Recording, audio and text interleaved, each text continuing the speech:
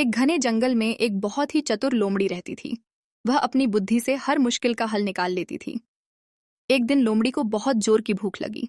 भोजन की तलाश में घूमते घूमते वह एक गांव के पास पहुंची।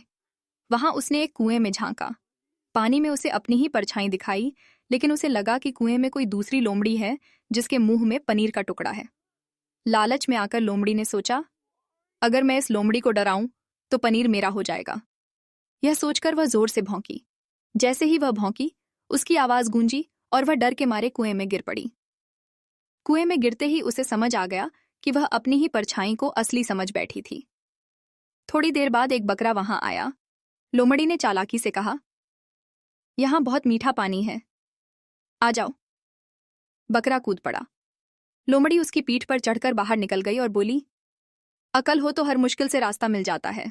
हमें हमेशा समझदारी से काम लेना चाहिए।